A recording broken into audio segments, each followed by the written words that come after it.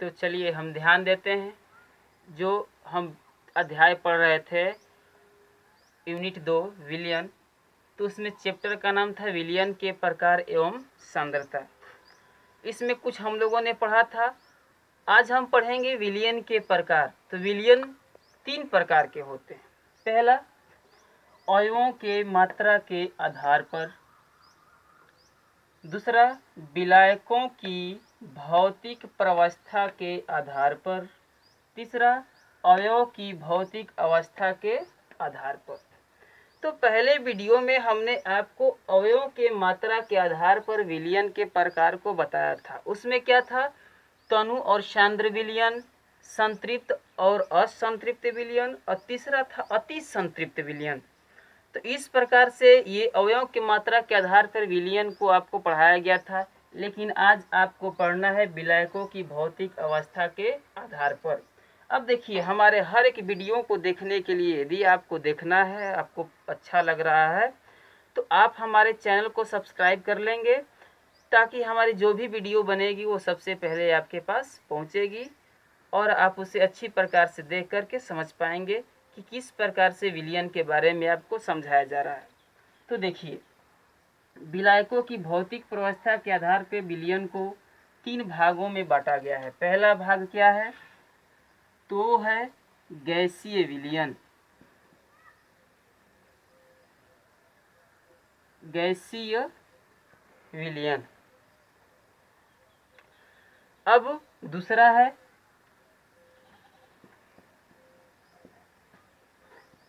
द्रव विलयन।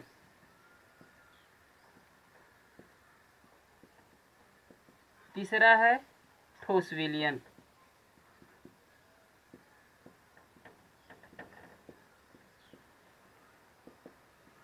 गैसीय विलयन किसे समझे कहेंगे?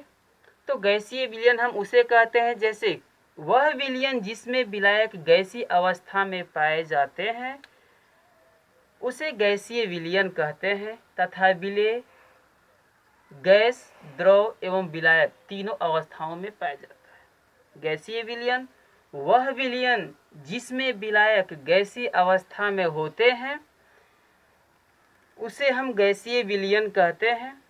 तथा विलेय पदार्थ गैस, द्रव एवं ठोस तीनों अवस्थाओं में पाए जाते हैं। गैस, द्रव और ठोस तीनों अवस्थाओं में पाया जाता है। क्या? तो जो उसका विलेय होता है, किसका? गैसीय विलयन का। इसमें जो विलायक होता है किस रूप में पाया जाता है? तो गैसीय विलयन में। तो विलेय और विलायक के बारे में आप तो पहले वीडियो में ही जान गए होंगे कि विलेय क्या होता है और विलायक क्या होता है। अब दूसरा है द्रव विलयन किसे कहते हैं? तो द्रव विलयन कह रहा है कि इस प्रकार के विलयन में विलायक द्रव अवस्था में पाया जाता है। मतलब कह सकते हैं कि वह विलयन जिसमें विलायक द्रव अवस्था में पाया जाता है, उसे हम द्रव विलयन कहते हैं। तथा विलेय पदार्थ ठोस, द्रव एवं गैस तीनों अवस्थाओं में उपस्थित होते हैं। किस में उपस्थित होते हैं? तो विलयन में। अब तीसरा है ठोस विलयन। तो ठोस विलयन हम किसे कहते हैं? तो कह रहे कि यदि किसी ठोस, द्रव एवं गैस के कण आणविक या परमाणविक आकार में किसी दूसरे ठोस पदार्थ में अनियमित रूप से प्रक्षिप्त हो जाते हैं, तो प्राप्त विलयन ठोस विलयन कहलाता है। पुनः एक बार सुनेंगे, ठोस विलयन किसे कहते हैं? तो यदि किसी ठोस, द्रव एवं गैस के कण या आणविक आकार में या परमाणविक आकार में किसी दूसरे ठोस पदार्थ में अनियमित रूप से प्रक्षिप्त हो जाते हैं, तो प्राप्त विलयन को ठोस विलयन कहते हैं। अब ये हो गया आपका विलायकों की भौतिक अवस्था के आधार पर विलयन 3 प्रकार के। ठीक है। अब देखिए, अवयव की भौतिक अवस्था के आधार पर हम विलयन को कितने भागों में बांट सकते हैं। तो यहाँ पे आपका अगला हेडिंग होगा अवयव की भौतिक अवस्था के आधार पर।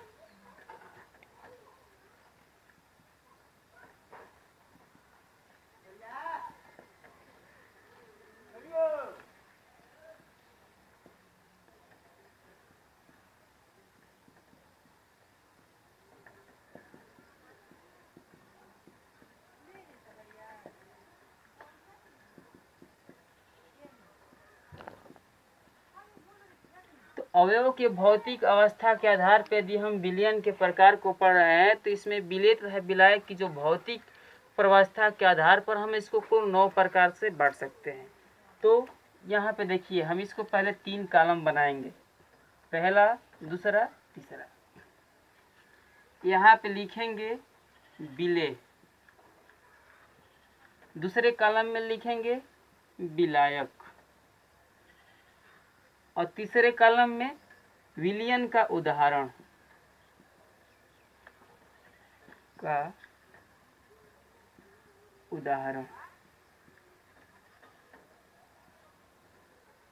इसमें पहला यानी बताया है कुल 9 प्रकार से, तो हम यहाँ पे लिख लेंगे पहले गैस,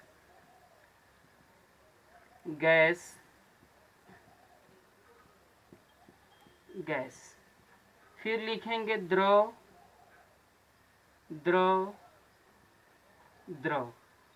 फिर लिखेंगे ठोस,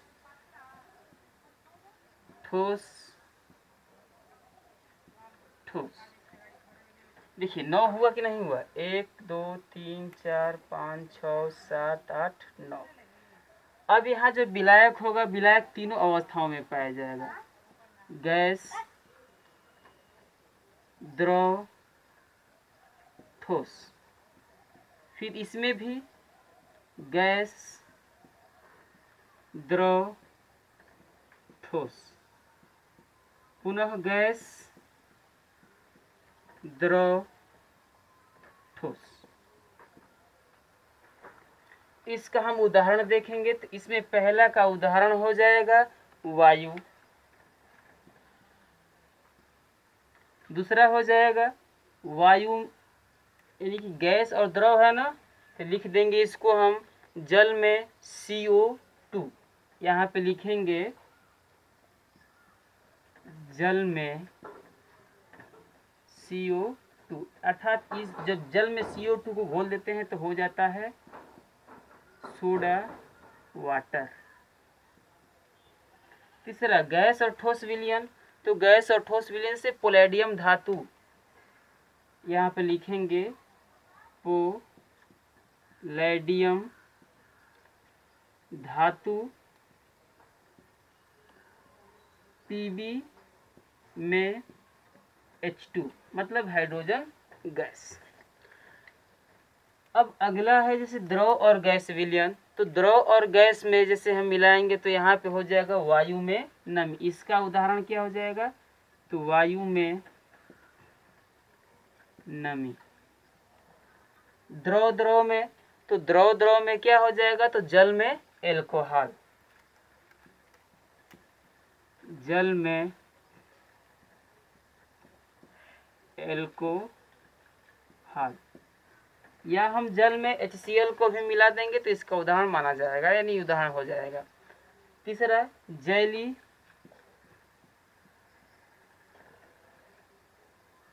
या गोल्ड में मरकरी,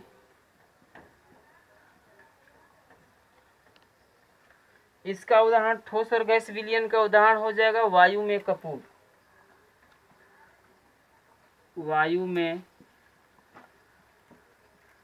कपूर या धुआं। ठोस द्रव का उदाहरण हो जाएगा, तो ठोस द्रव का उदाहरण होता है जल में शर्करा, जल में शर्करा या नमक,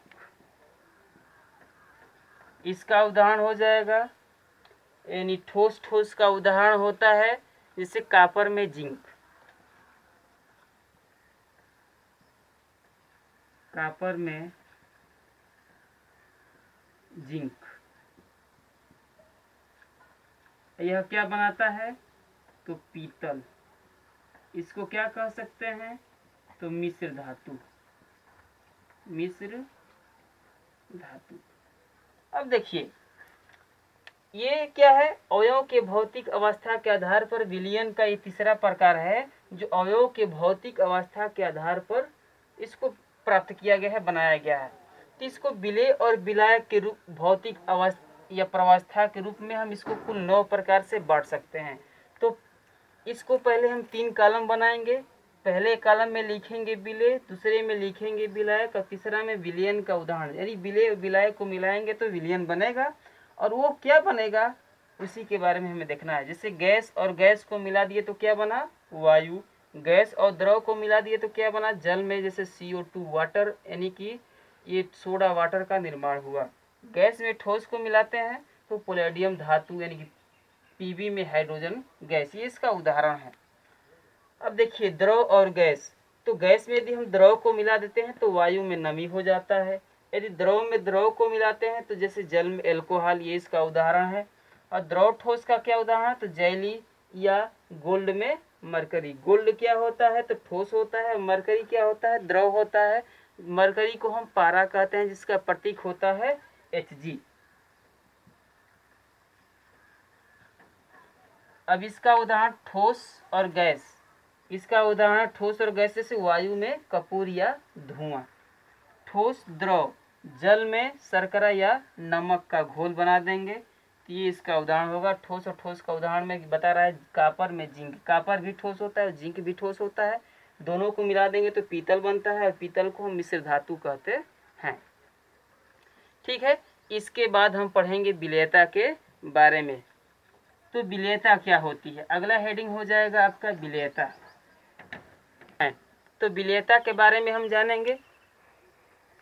तो कह रहा है कि किसी विलायक की एक निश्चित मात्रा में, किसी विलायक की एक निश्चित मात्रा में निश्चित ताप पर किसी विलेय पदार्थ की एक निश्चित मात्रा ही विलीन हो सकती है। विलेयता में बताया किसी विलायक की एक निश्चित मात्रा में, विलायक तो आप जानते हैं, तो विलायक एक निश्चित मात्रा होना चाहिए। 80 ml, 90 ml, 100 ml, जो भी अम्ल है वो एक इसकी निश्चित मात्रा होती है, और निश्चित ताप पर ही। और ताप भी निश्चित होना चाहिए, नहीं कि ताप अधिक हो जाए ताप कम हो जाए, नहीं। यदि 10 अंश सेल्सियस है तो 10 अंश सेल्सियस ही रहना चाहिए, अगर 20 है तो 20 रहना चाहिए, या नहीं है तो नहीं रहनी चाहिए।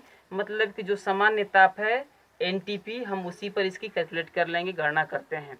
तो बता रहा है किसी विलायक की एक निश्चित मात्रा में निश्चित ताप पर विलेय पदार्थ की एक निश्चित मात्रा ही विलीन हो पाती है, मतलब कि घुल पाती है। नहीं, किसी भी विलयन में हम देखें तो जो विलायक होता है उसमें उसका ताप, यानी कि जो विलायक का ताप होता है निश्चित होना चाहिए, और उसमें यदि हम विलेय पदार्थ को मिलाते हैं तो वह एक निश्चित मात्रा में ही क्या होती है, घुल पाती है। तो अतः हम कह सकते हैं जैसे कि अतः किसी पदार्थ की, इसकी यदि डिफिनीशन हमें लिखना हो तो कैसे लिखेंगे, तो हम उसका डिफिनीशन बता रहे हैं। लिखेंगे आप कि किसी पदार्थ की वह अधिकतम मात्रा, किसी पदार्थ की वह अधिकतम मात्रा जो निश्चित ताप पर 100 ग्राम विलायक में घुल जाती है, उस पदार्थ की विलेयता कहलाती है।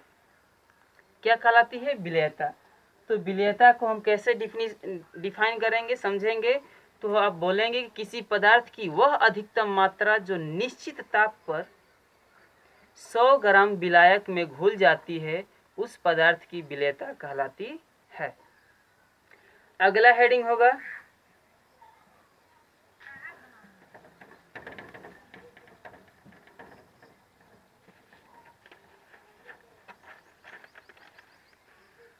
हेनरी का नियम। तो हेनरी का नियम में कैसे हम इसको जानेंगे, तो हेनरी के नियम में जानने के लिए हम यहाँ पे ध्यान देंगे कि हेनरी का नियम क्या होता है। तो चलिए यहाँ पे लिख लेते हैं हेनरी का नियम। हेनरी का नियम, हेनरी के नियम में क्या है, तो बता रहा है हेनरी के नियम में कि स्थिर ताप पर किसी गैस की द्रव में विलेयता, स्थिर ताप पर किसी द्रव की गैस में, यानी कि किसी गैस की द्रव में विलेयता उसके दाब के समानुपाती होती है। पुनः एक बार ध्यान देंगे, स्थिर ताप पर किसी गैस की द्रव में विलेयता उसके दाब के समानुपाती होती है। तो इससे हम हेनरी का नियम कहते हैं, यानी कि हेनरी के अनुसार। हेनरी के अनुसार हेनरी ने क्या बताया कि स्थिर ताप पर, ताप स्थिर होना चाहिए, तो स्थिर ताप पर किसी गैस की द्रव में विलयता उसके दाब के समानुपाती होती है। मतलब यहाँ पे हम लिखेंगे m directly proportional to p। यहाँ पे m क्या हो जाएगा, तो यहाँ पे m जो है कि घुली हुई गैस की मात्रा, यहाँ पे लिख देंगे m। अब इसको पहले चेंज कर लीजिए, तब उसके बाद में बताएंगे कि m क्या है, p क्या है। तो m बराबर हो जाएगा यहाँ पे kp। अब देखिए m बराबर लिखेंगे गैस की घुली हुई मात्रा के हेनरी नियतांक, हेनरी नियतांक, और P क्या हो जाएगा, तो साम्य पर गैस का दाब। जो साम्य अवस्था होता है उस पे गैस के दाब को लिखेंगे साम्य पर गैस दाब। ये हेनरी का नियम है।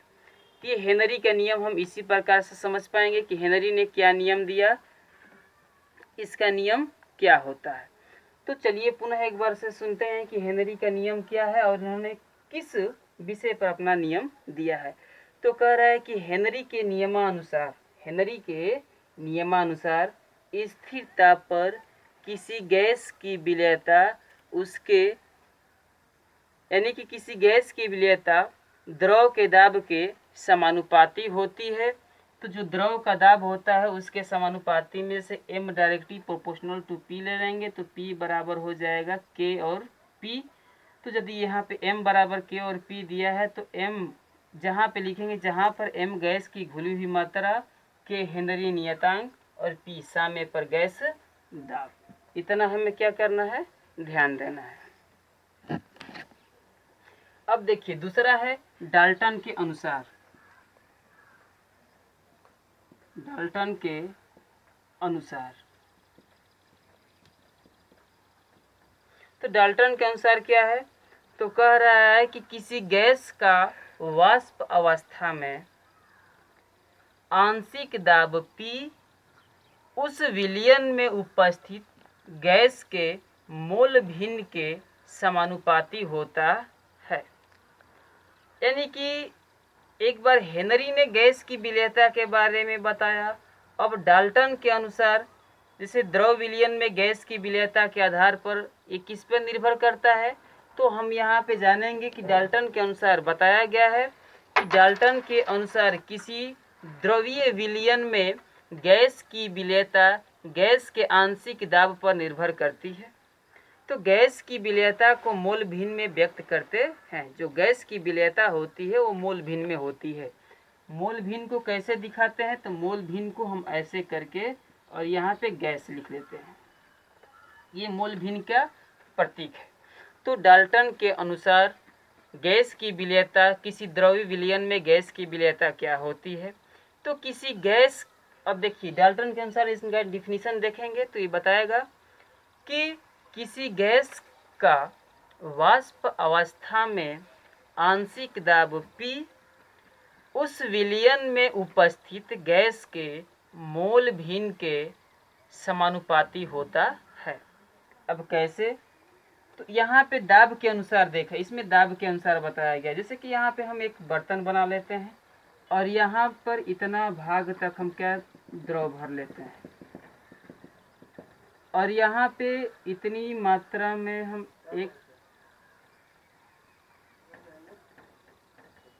ऊपर से पिस्टन लगा देंगे, इसको क्या बोलेंगे, पिस्टन।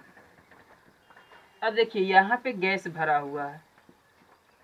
अब डाल्टन बता रहे हैं कि जितना हम इसको दबाते जाएंगे ऊपर से नीचे, तो जो इनका आंशिक दाब P था उसके मोल भिन्न यानी x किसका, गैस का मोल भिन्न उसके आंशिक दाब के बराबर था। तो यहाँ पे P डायरेक्टली प्रोपोर्शनल टू मोल अंश या मोल भिन्न कह सकते हैं। तो कह रहा है कि जितना हम इसको दबाते जाएंगे, इस पिस्टन को जितना दबाएंगे, जो यहाँ पे गैस है वह द्रव में क्या होता जाएगा, घुलता जाएगा। जैसे जैसे दबता जाएगा वैसे जैसे हम मान लेते हैं कि सिरिंज ले लेते हैं। सिरिंज में आप सभी लोगों ने जो इंजेक्शन वाला सिरिंज होता है उसमें आपने पिस्टन के बाद देखा होगा ब्लैक सा लगा होता है कार का टुकड़ा, उसके बाद उसको खींचते हैं तो वो पिस्टन की भांति उसमें कार्य करता है। तो उसमें भी हम इसमें क्या करेंगे, दबाएंगे और जितना दाब लगाते जाएंगे उतनी ही जो गैस होगी द्रव में क्या होती जाती है, घुलती जाती है। तो ऐसे दबाने से क्या होता है कि हम मानते हैं, यहाँ पे लिखेंगे P बराबर क्या हो जाएगा, तो यहाँ पे P बराबर हो जाएगा KH गैस। अब यहाँ पे KH बराबर, तो यहाँ पे लिख देंगे कि KH बराबर P बटे में मोल भिन्न या मोल अंश गैस। हम इतना क्या करते हैं यहाँ पे लिख लेंगे, यही डाल्टन के अनुसार गैस की द्रव में विलेयता थी। अब देखिए इसके बाद हेनरी के नियम की सीमाओं के बारे में जानेंगे कि हेनरी के नियम की सीमाएं क्या हैं। हेनरी के नियम की सीमाएं, तो हेनरी के नियम की सीमाएं में आ जाएगा पहला कि दाब अधिक न हो। हेनरी ने जो अपना नियम दिया था उन्होंने डाल्टन के अनुसार ही उन्होंने भी बताया था कि क्या होती है, जो गैस होती है द्रव में कैसे विलय होती है। तो क्या बताया था उन्होंने कि स्थिर ताप पर किसी गैस की द्रव में विलयता गैस के दाब के समानुपाती होती है। तो इसमें कुछ उन्होंने अपनी सीमा दे दिया, अपना नियम दे दिया। क्या दिया कि कहा कि यद्यपि यह एक महत्वपूर्ण नियम है, हेनरी ने बताया कि यह एक महत्वपूर्ण नियम है, परंतु यह केवल तभी लागू होता है जब दाब अधिक न हो, ताप बहुत ही कम हो, और तीसरा क्या नियम दिया कि गैस विलायक में कम विलय हो, जो गैस होता है विलायक में बहुत ही कम विलय हो। और चौथा नियम दिया कि गैस की आणविक अवस्था द्रव और गैस दोनों अवस्थाओं में समान हो। जैसे बताया कि जो गैस की आणविक अवस्था होती है वो द्रव और गैस दोनों अवस्थाओं में समान रहे। अब इसके बाद उन्होंने एक और नोट में दिया, संक्षेप में करा कि अमोनिया और HCl यानी कि हाइड्रोक्लोरिक अम्ल, या अमोनिया एक गैस है और HCl भी एक क्या है, गैस। तो HCl गैस के साथ साथ द्रव भी होता है। तो कह रहा है कि NH3 और HCl ये दोनों बेंजीन विलायक में कम विलय होते हैं। एक बेंजीन का आणविक सूत्र होता है C6H6। इसका बेंजीन को हम इस प्रकार से क्या करते हैं, निर्मित कर लेते हैं, बना लेते हैं। तो बताया कि अमोनिया और HCl गैस बेंजीन विलायक में कम विलय होती है, अतः बेंजीन विलायक में अमोनिया और HCl पर हेनरी का नियम लागू नहीं होता। मतलब यदि आपसे कोई क्वेश्चन पूछा जाए कि वो कौन सी गैस हैं जिस पे हेनरी का नियम लागू नहीं होता है, तो आप बताएंगे कि अमोनिया और HCl ये दोनों ऐसी गैसें हैं जिन पे हेनरी के नियम का लागू नहीं होता है।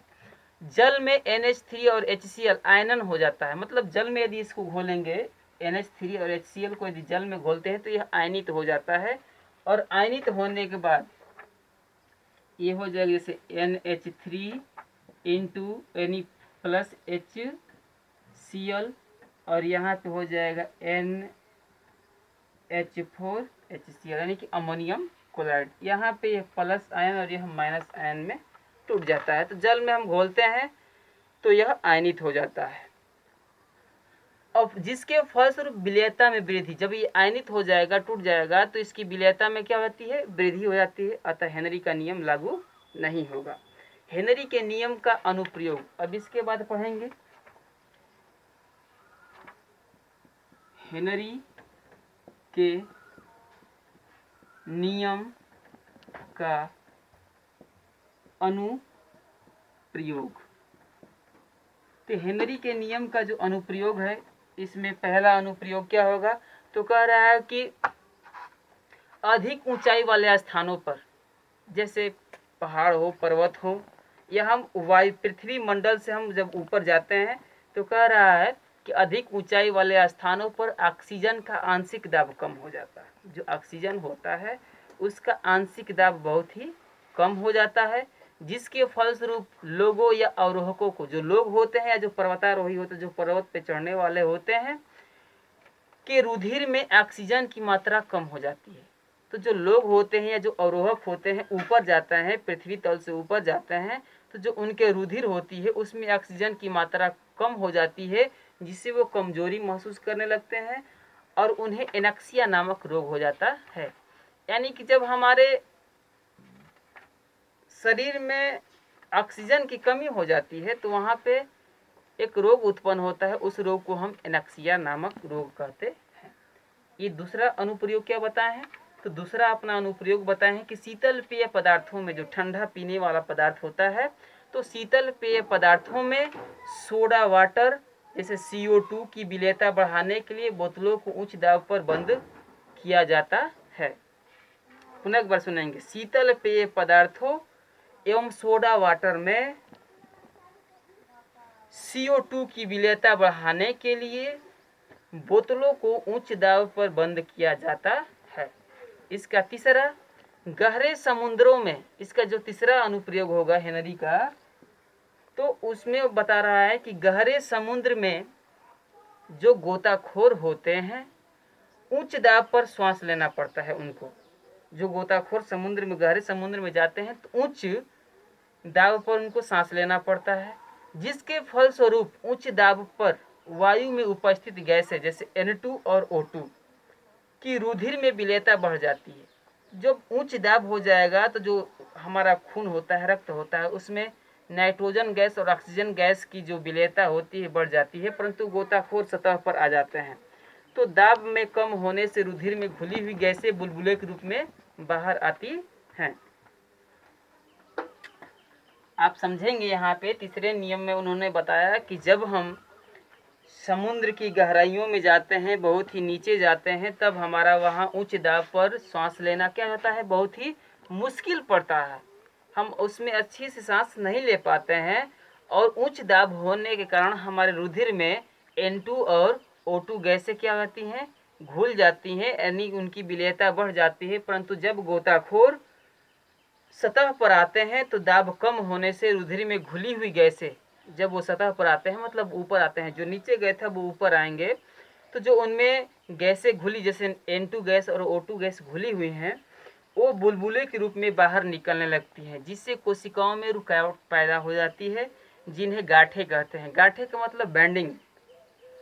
अब नाइट्रोजन की रुधिर में अधिक मात्रा में विलय गांठों को रोकने के लिए गोताखोर जो श्वास लेना के लिए प्रयुक्त किए जाने वाले जो गैस सिलेंडर होता है, उसमें हीलियम गैस मिलाई जाती है। जो नाइट्रोजन के कारण जो गोताखोरों को सांस लेने में तकलीफ होती है, तो नाइट्रोजन की जगह पे क्या मिलाया जाता है, तो हीलियम गैस मिलाई जाती है, जिससे गैस की विलेयता अत्यंत, जो हीलियम गैस है वो गैस में, यानी कि नाइट्रोजन गैस की अपेक्षा क्या होता है, उसकी विलेयता बहुत ही कम होती है। तो सामान्यतः जो भी गोताखोर हैं, जो गैस सिलेंडर लेकर जाते हैं, उनमें हीलियम गैस मिलाया जाती है। हीलियम गैस कितने % होता है, तो हीलियम गैस वहाँ पे 11.7% पाया जाता है। नाइट्रोजन गैस कितना होता है, तो यहाँ पे नाइट्रोजन गैस को हम 56.2% ले लेते हैं।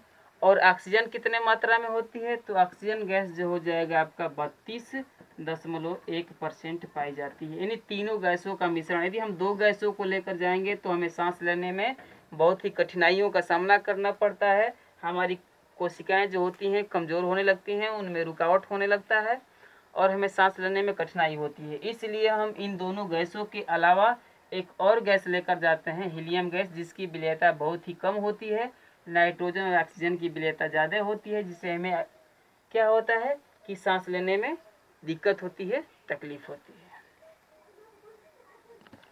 हाँ, तो अब हम अगला हेडिंग देखेंगे। अगला हेडिंग क्या है?